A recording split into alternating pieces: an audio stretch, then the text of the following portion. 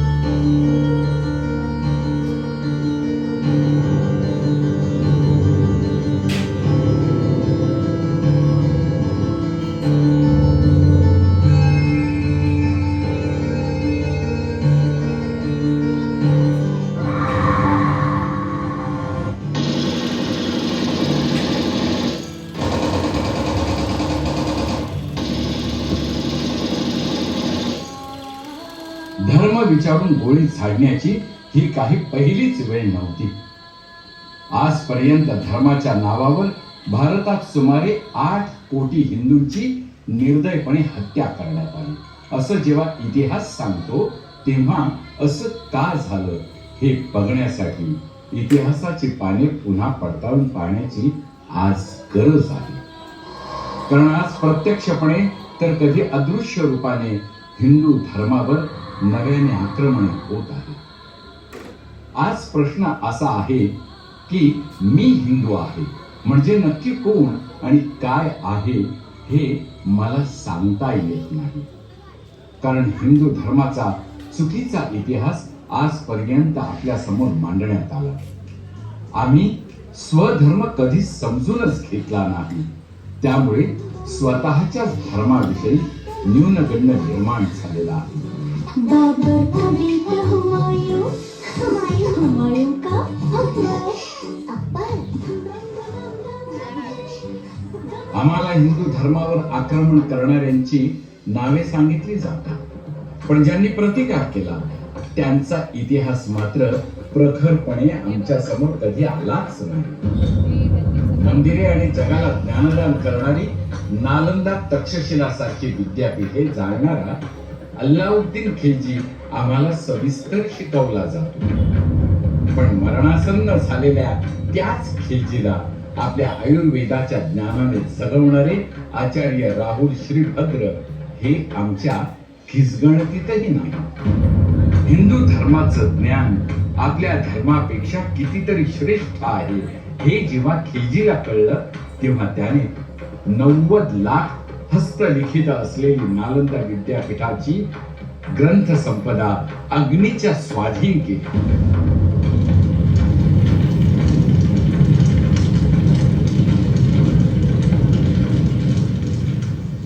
संस्कृती नष्ट झाली तर धर्म नष्ट होईल आणि आपला धर्म क्रूरपणे इतर धर्मावर लादता येईल या कट्टरवादाने अनेक आक्रमणे हिंदू धर्मावर सतत होत होती. यदा यदा हि धर्मस्य ग्लानिर्भवति भारत अभ्युत्थानम् अधर्मस्य तदात्मानं सृजाम्यहम् परित्राणाय साधूनां विनाशाय च दुष्कृतां धर्म संस्थापनार्थाय संभवामि युगे युगे. धर्माचा विनाश उघड्या डोळ्यांनी पाहणारा महापापी ठरतो, तर धर्म रक्षणाकरता धडपडणारा मुक्तीचा अधिकारी बनतो असं धर्मवचन आहे. म्हणूनच हे हिंदवी स्वराज्य व्हावे ही तर श्रींची इच्छा असे म्हणणारे छत्रपती शिवाजी महाराज धर्म रक्षणासाठी या मायभूमीत जन्माला येतात.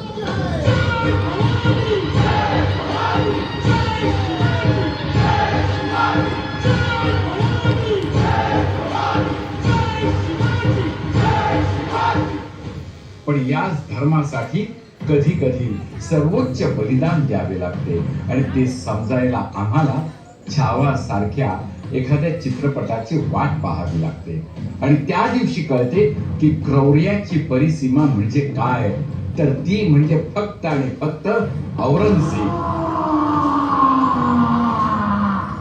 झंडू का मारते हुए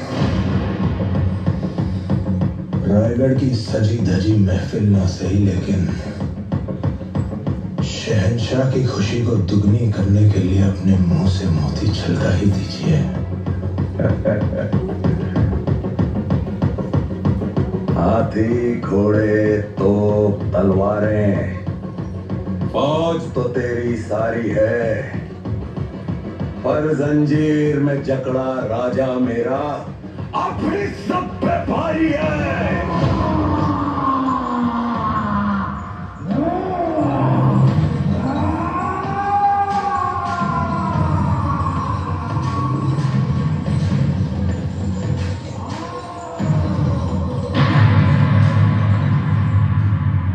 इतिहास विसरला की धर्म विसरला जातो.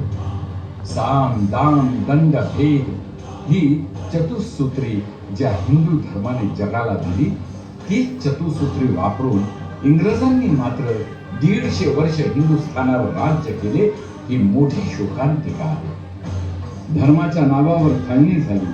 पाकिस्तान एक इस्लाम राष्ट्र झाले, मात्र लाखो हिंदूंचा बळी जाऊन देखील हिंदुस्तान हिंदू राष्ट्र झाले नाही.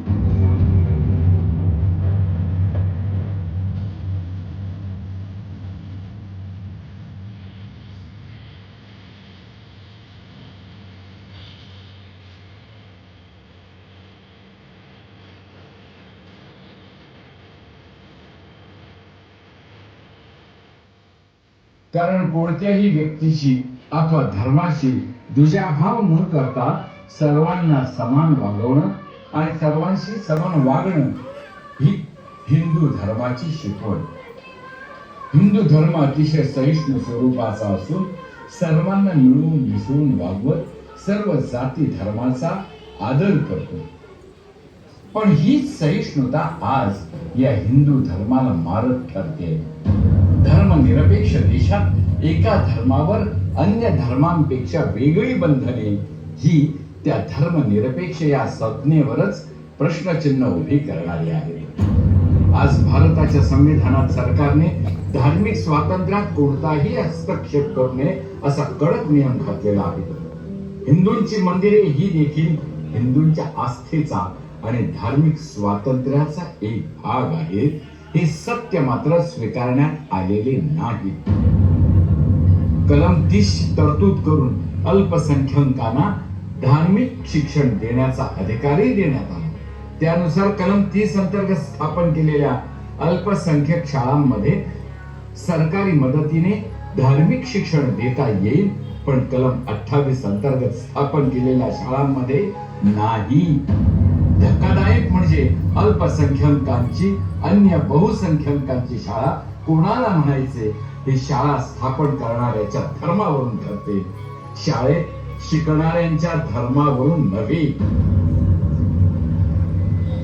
भारतीय संविधानाने कलम 19(1) अंतर्गत प्रत्येक नागरिकाला अभिव्यक्ती स्वातंत्र्य दिलं आहे, पण कलम 19(2) नुसार सार्वजनिक सुव्यवस्थेसाठी त्यावर बंधन घालता येतात.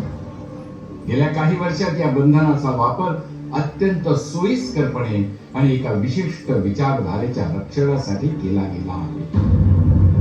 जिथे एका समुदायाच्या भावना नाजूक समजल्या जातात आणि दुसऱ्या समुदायाच्या वेदनांची किंमत शून्य मानली जाते. बॉलिवूडच्या चित्रपटातील छुपा अजेंडा आणि हिंदू धर्मावरील व्यंग आजपर्यंत आम्हाला कळलंच नाही. उद्या लँड जिहादचं वास्तव समजण्यापूर्वीच आमच्या पायाखालची जमीन ही सरकलेली असेल.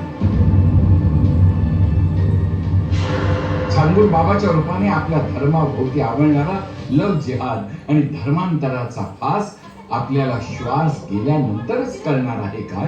पीड़िता का बयान आने के बाद ये साफ हो गया है कि छांगुर के इरादे बेहद खतरनाक थे. छांगुर बाबा फिलहाल यूपीएटीएस के रिमांड में हैं और इस मामले की कई एंगल से जांच की जा रही है. ये पड़ताल की जा रही है कि आखिर हिंदू लड़कियों को बहला फुसलाकर जबरन मुस्लिम बनाने वाला ये बाबा कैसे करोड़पति बन गया.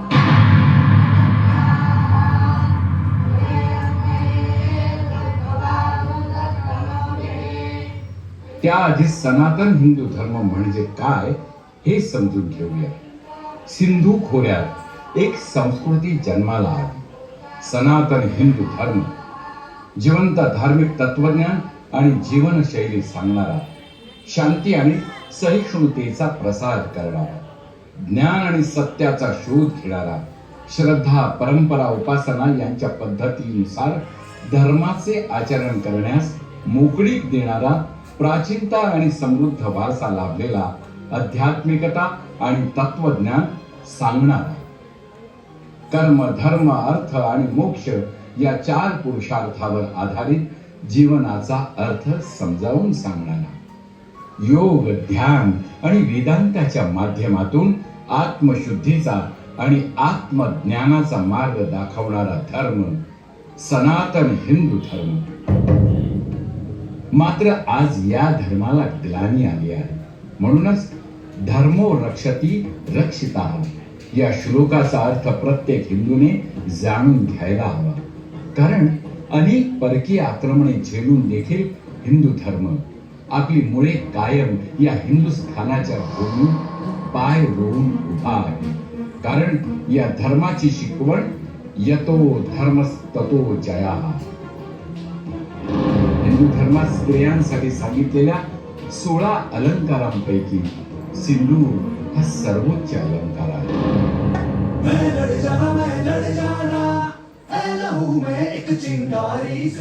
धर्माला धर्माची किंमत कळावी म्हणून ऑपरेशन सिंदूर ही केवळ लष्करी कारवाई नव्हती, तर ती हिंदुस्थानाच्या दृढ इच्छाशक्तीचे आणि दहशतवादाविरुद्ध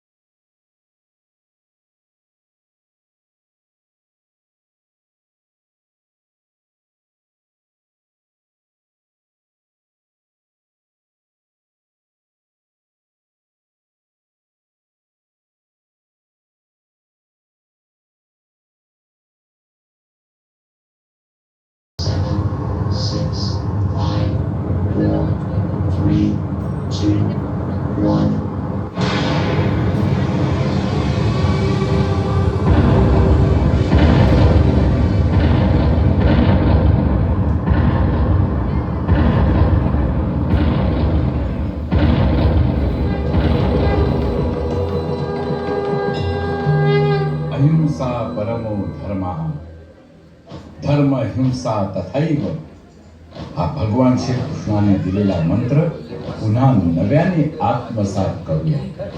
कारण शत्रू देशाच्या सीमेबाहेर नाही, तर तो आतही आहे याची जाणीव आपल्या सर्वांना सतत ठेवली पाहिजे. है प्रचंड बोल मस्तकों के झुंड, आज जंग की घड़ी की तुम गुहार दो. अंतिम संकल्प सुनाता है, याचना नहीं अब रण होगा. जीवन जय या कि मरण होगा, जीवन जय या कि मरण होगा.